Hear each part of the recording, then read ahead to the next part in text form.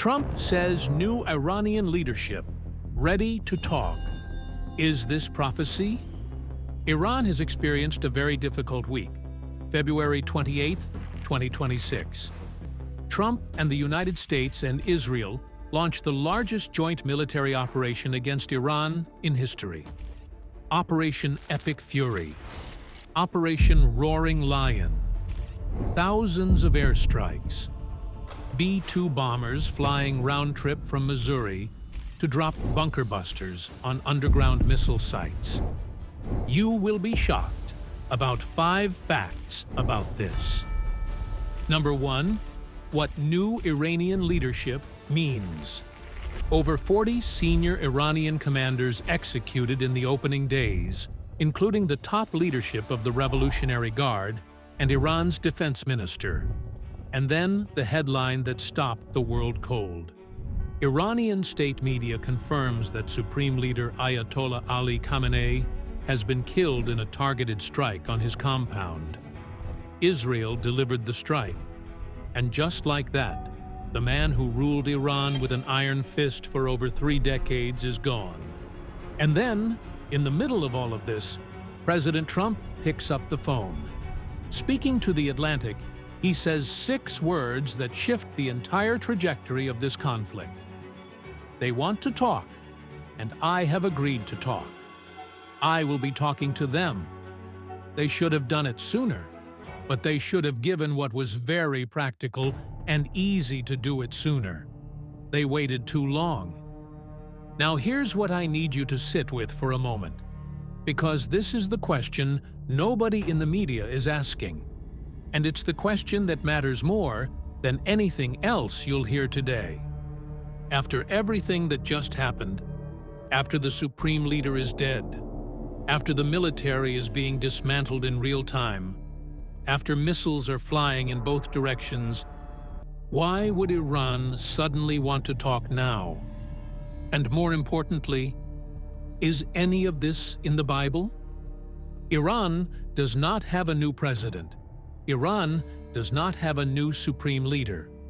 What Iran has, as of right now, is a temporary leadership council, a group of officials who have stepped into the vacuum left by Khamenei's death to keep the machinery of the state from collapsing entirely. According to multiple reports, this council includes President Masoud Pezeshkian, the head of the judiciary, and a member of the Guardians Council. These are the men now making decisions on behalf of a regime that just lost its center of gravity. Now think about what that means. For over 4 decades, Iran's entire political, military, and religious structure flowed through one office, the Supreme Leader. He was the final word on foreign policy, on nuclear strategy, on military operations, on proxy networks across the Middle East. He was not just the head of state, he was the spiritual authority, the voice of the revolution, the man whose portrait hung in every government building, every military barracks, every school in the country. And now, that man is dead. And no one has been formally appointed to replace him. That is not just a political transition. That is a power vacuum. And in the history of authoritarian regimes, power vacuums are the most dangerous and most unstable moments that exist, because 3 things happen simultaneously when the center of a regime collapses. Uncertainty. Nobody inside the system knows who's actually in charge or whose orders to follow. Opportunity. Factions that were held in check by the old leader now see a chance to seize power. And danger. Decisions get made faster, with less information, by people who have never been in this position before. And that's the Iran that just reached out to the United States and said, "We want to talk." Hold that thought. Because the fact that they want to talk is only half the story. What's happening on the other side of that phone call, the military side, is what makes this moment unlike anything we've seen in modern history. And track 2 is military. and it has not slowed down for a single second. Operation Epic Fury continues, in Trump's own words, unabated. Strikes are still hitting Iranian missile sites, air defense systems, Revolutionary Guard infrastructure, and leadership targets. Israel is still flying combat missions over Tehran. B-2 bombers are still deploying. The pressure has not been reduced by 1 degree. A senior White House official confirmed that the military campaign could last 4 weeks or less, with the stated objective of destroying Iran's missile and nuclear capabilities entirely before any negotiations even begin. So let that sink in. One hand extended, the other hand still swinging. If negotiations actually happen, and that's still a significant if, what would they look like? What would be on the table? Because the word talks can mean anything from a 5-minute phone call to a year-long multilateral negotiation. And the distance between those two things is the distance between a headline and a resolution. The first basket is nuclear constraints and inspections. This has been the centerpiece of every U.S.-Iran negotiation for 2 decades. How much uranium can Iran enrich? To what level of purity? How many centrifuges can they operate? What access do international inspectors get? And the fundamental question underneath all of it, does the world trust Iran to comply? And does Iran trust the world not to move the goalposts? The second basket is enrichment limits. This is where previous negotiations have collapsed. The United States, particularly under hawkish administrations, has at times pushed for zero enrichment, meaning Iran would not be allowed to enrich uranium at all. Iran has consistently rejected this as a violation of their sovereignty. The gap between zero and some has been the graveyard of more diplomatic frameworks than most people realize. The third basket is sanctions relief sequencing. And the fourth basket, the one that has historically been the most contentious, is missiles and proxies. Iran's ballistic missile program, Iran's funding and arming of Hezbollah, Hamas, the Houthis, and Shia militias across Iraq and Syria. And ye shall hear of wars and rumors of wars. See that ye be not troubled. For all these things must come to pass, but the end is not yet. For nation shall rise against nation, and kingdom against kingdom. And there shall be famines, and pestilences, and earthquakes in divers places. All these are the beginning of sorrows. Now I want you to notice 3 things about what Jesus just said, because each one applies directly to what's happening right now. First, wars and rumors of wars. Look at this moment. Is the U.S. at war with Iran? Technically, Congress hasn't declared war, but bombs are falling. Service members have been killed. Missiles are crossing borders. Is it a war? Is it an operation? Is it a prelude to something larger? We're in the space between war and not war. And that ambiguity is exactly what a rumor of wars sounds like. Diplomacy on one track, strikes on another. Peace overtures and military operations running simultaneously. The ground shifting so fast that nobody, not the Pentagon, not the media, not the intelligence community, can tell you with certainty what tomorrow looks like. That is the textbook atmosphere Jesus described. Not necessarily the final fulfillment, but the atmosphere. Second, see that ye be not troubled. This is a command, not a suggestion. Jesus didn't say, try not to worry. He didn't say, it'll probably be fine. He said, don't be troubled. Don't panic. Don't let the fear of what's happening in the world paralyze your faith. And he said it because he knew exactly how these moments would feel. Overwhelming, disorienting, terrifying. He wasn't dismissing the danger. He was anchoring his followers in something stronger than the danger. He was saying, "The chaos is real, but I am more real. The wars are happening, but I am still sovereign. Do not let the shaking of the nations shake your faith." Third, the beginning of sorrows. That Greek word for sorrows is Odin.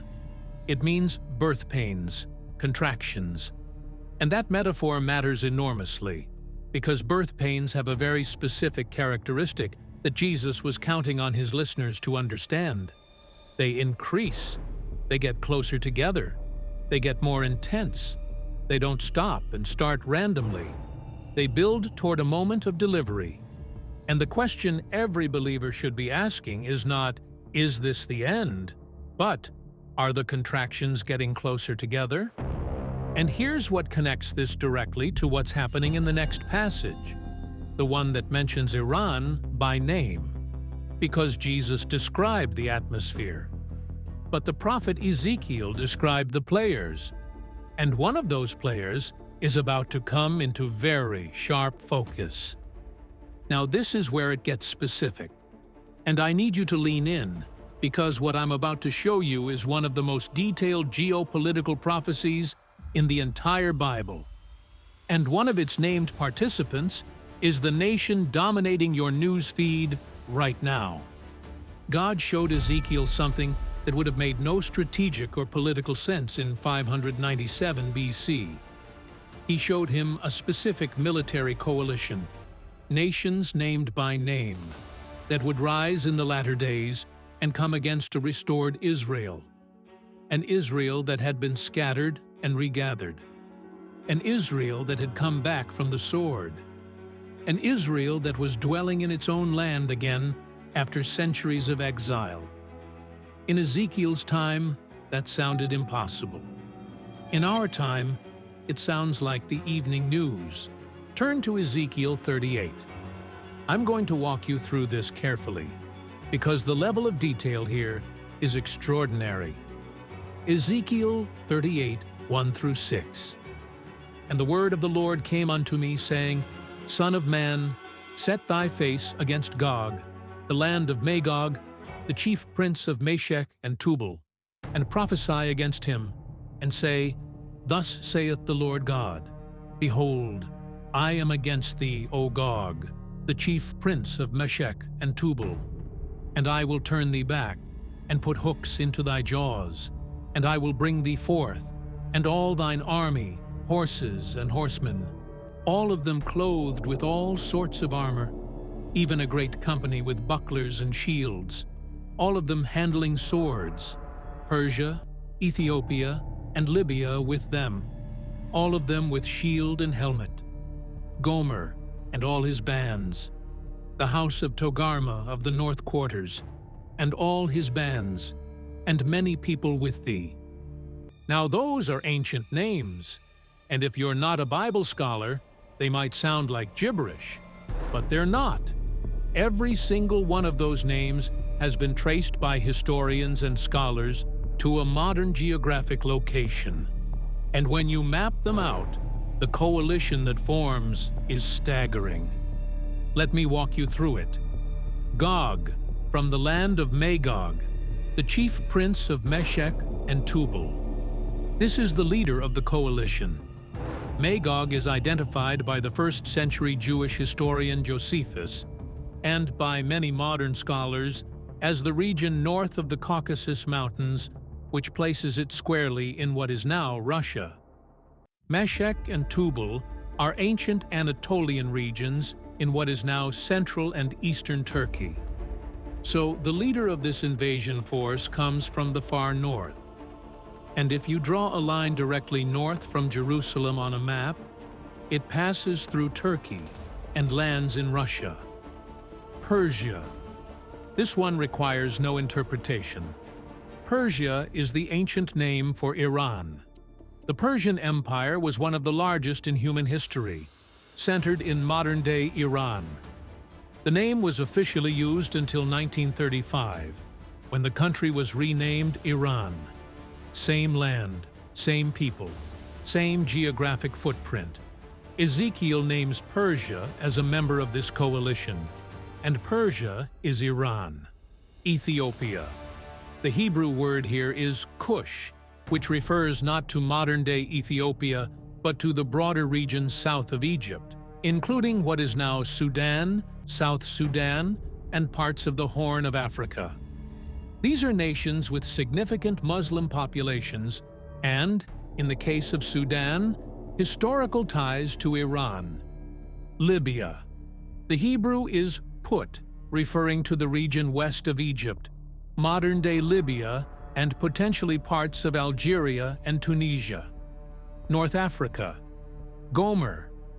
Ancient scholars and the Talmud identify Gomer with regions in what is now Turkey, and possibly parts of Eastern Europe. The House of Togarma of the North Quarters. Also identified with Turkey, specifically Eastern Turkey and the Armenian region. Now lay that out on a map. The coalition Ezekiel describes is led by a power from the far north, Russia, and includes Turkey, Iran, Sudan, Libya, and possibly other North African and Central Asian nations. And every single one of those nations either borders Israel, has declared hostility toward Israel, or has active military and political partnerships with the others on this list. And here's what should make the hair on the back of your neck stand up. Look at the alliances that exist right now. Not in theory, not in prophecy charts, but in the real world as of today. Russia and Iran have a deepening military partnership. Russian weapons systems have been sold to Iran. Russian diplomatic cover has protected Iran at the United Nations for years. Turkey, while technically a NATO member, has been drifting away from the Western alliance and strengthening ties with Russia, purchasing Russian S-400 missile defense systems in defiance of NATO objections. Iran funds and arms proxies across the Middle East.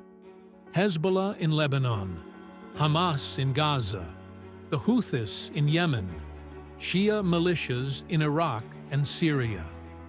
Sudan has had military cooperation agreements with Iran and Russia.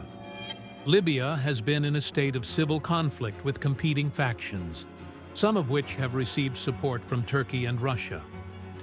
I need to show you something else, because there is a second Old Testament prophecy about Iran that almost nobody talks about, and it is arguably even more directly relevant to what is happening right now than Ezekiel 38 is. It's found in Jeremiah 49, and what it describes sounds like it was written this week. Jeremiah 49, 34 through 39. The word of the Lord that came to Jeremiah the prophet against Elam in the beginning of the reign of Zedekiah king of Judah, saying, Thus saith the Lord of hosts, Behold, I will break the bow of Elam, the chief of their might. And upon Elam will I bring the four winds from the four quarters of heaven, and will scatter them toward all those winds. And there shall be no nation whither the outcasts of Elam shall not come. For I will cause Elam to be dismayed before their enemies, and before them that seek their life. And I will bring evil upon them, even my fierce anger, saith the Lord. And I will send the sword after them, till I have consumed them. And I will set my throne in Elam, and will destroy from thence the king and the princes, saith the Lord. But it shall come to pass in the latter days, that I will bring again the captivity of Elam, saith the Lord. Now let me unpack this, because the details are devastating. Elam is an ancient region in what is now southwestern Iran, specifically the area around modern-day Khuzestan province. This is not a different country from Persia. This is a different region within what we now call Iran. And the fact that Jeremiah prophesies against Elam specifically, while Ezekiel prophesies about Persia more broadly, suggests that God has more than one prophetic word concerning this nation. Multiple prophecies, multiple timelines, multiple dimensions of what will unfold. Look at what Jeremiah says. I will break the bow of Elam, the chief of their might. The bow was the primary weapon of Elam's military. In the ancient world, Elamite archers were legendary, feared across the region. The bow represents military power, and God says He will break it. He will shatter the chief of their might. Now think about what has happened in the last 72 hours. Iran's ballistic missile sites, the chief of their military might in the modern era, are being systematically destroyed by bunker-buster bombs. Their air defenses have been suppressed. Their missile stockpiles are being depleted on the ground. Their senior military commanders, over 40 of them, have been killed. The bow of modern Iran is being broken in real time. And upon Elam will I bring the 4 winds from the 4 quarters of heaven. 4 winds from 4 directions. Pressure coming from every side. Look at Iran right now. Iran's new leadership council is scrambling. They're reaching out for talks. They're projecting defiance publicly while privately signaling desperation. That is the posture of a regime that has been dismayed before its enemies. And I will destroy from thence the king and the princes. The king, the princes. The supreme leader is dead. Over 40 senior commanders and officials are dead. The defense minister is dead. Potential successors are dead. Jeremiah wrote those words roughly 2,600 years ago. And then, and this is the part that should bring tears to your eyes. Verse 39.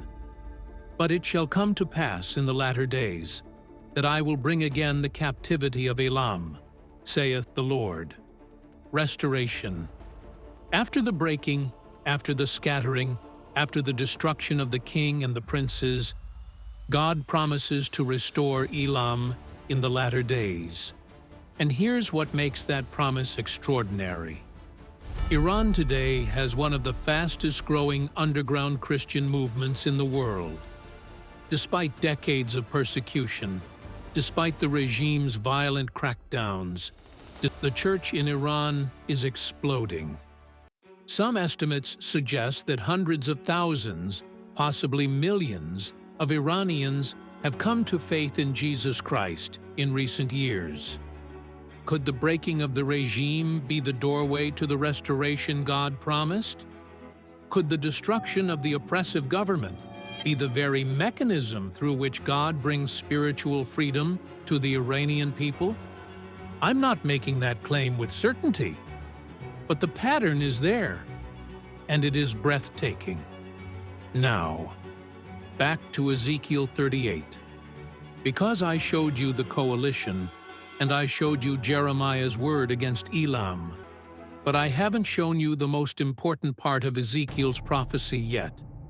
And this is where everything we've discussed so far comes into razor-sharp focus. Ezekiel doesn't just name the coalition, he describes the condition of Israel when this invasion happens, and this is the prophetic detail that determines whether we are watching fulfillment or foreshadowing. Ezekiel 38:8. After many days thou shalt be visited. In the latter years thou shalt come into the land that is brought back from the sword, and is gathered out of many people, against the mountains of Israel, which have been always waste, but it is brought forth out of the nations, and they shall dwell safely, all of them. Ezekiel 38:11. And thou shalt say, I will go up to the land of unwalled villages. I will go to them that are at rest, that dwell safely, all of them dwelling without walls, and having neither bars nor gates. Read those conditions carefully. The land brought back from the sword. Israel has survived multiple wars since 1948. Gathered out of many people, the Jewish people returned from diaspora across more than 100 nations. against the mountains of Israel, which have been always waste. The mountains of Israel were barren for centuries under Ottoman and British rule, and are now forested, cultivated, and populated. Every one of those conditions has been fulfilled. But the last condition has not. They shall dwell safely, all of them, at rest, without walls, without bars or gates. That describes a nation that feels completely secure, not merely surviving, but genuinely at peace, protected, unafraid. And as of today, with Hezbollah resuming rocket attacks on the northern border, with Iranian ballistic missiles striking near Jerusalem, with 100,000 reserve soldiers called up, with Iron Dome interceptors lighting up the sky night after night, Israel is not dwelling safely. Israel is at war. Israel is under active, sustained attack from multiple directions. The condition described in Ezekiel 38 does not match the current reality. So this is not the Ezekiel 38 invasion. Not yet. But here's the question I need you to sit with. And this is the question that connects everything in this message together. What if this conflict is creating the conditions for Ezekiel 38, rather than fulfilling it? Think about it. If Operation Epic Fury succeeds in its stated objectives, if Iran's ballistic missile capability is destroyed, if its nuclear infrastructure is dismantled, if its proxy networks are severed, if the regime collapses or is forced into a comprehensive peace agreement, what happens to Israel's security environment? The single greatest military threat to Israel's existence is removed. Hezbollah loses its primary sponsor and arms supplier. Hamas has already been severely degraded. The Houthis lose their patron. For the first time in Israel's modern history, the ring of hostile proxy forces surrounding the nation could be broken. And what does a nation do when its greatest enemy has been neutralized and its borders are quiet for the first time in a generation? It begins to dwell safely. It begins to rest. It lets down its guard. It starts living in unwalled villages, not literally without walls, but with the posture of a nation that no longer fears imminent attack. That is the condition Ezekiel describes. And the current conflict, the very operation unfolding right now, could be the mechanism that creates it, not the invasion itself. The setup for the invasion, the dismantling of Iran's military power that leads to a season of Israeli security, that leads to the vulnerability that the Ezekiel 38 coalition eventually exploits. And if that's the case, and I want to be crystal clear, I am presenting this as a possibility, not a certainty, then we are not watching Ezekiel 38 unfold. We are watching the table being set.